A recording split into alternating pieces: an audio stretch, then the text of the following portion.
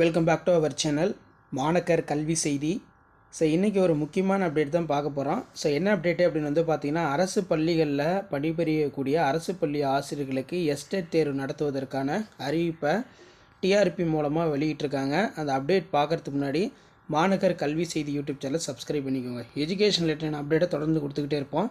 அரசு பள்ளிகளில் டெட் தேர்வில் தேர்ச்சி பெறாத ஆசிரியர்களுக்கு சிறப்பு டெட் தேர்வு எஸ்டேட் தேர்வு நடத்துவதற்கான டென்டேட்டிவ் ஷெடியூலை டிஆர்பி ரிலீஸ் பண்ணிட்டாங்க.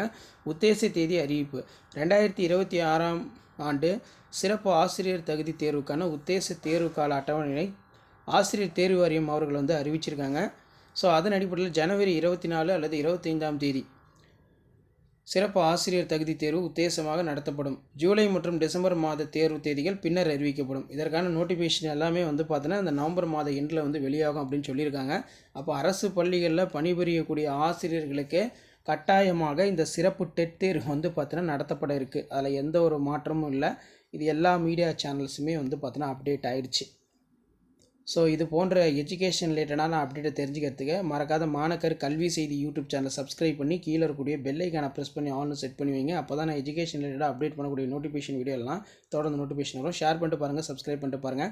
மாணக்கர் கல்வி செய்தி யூடியூப் சேனல். அனைவருக்கும் நன்றி.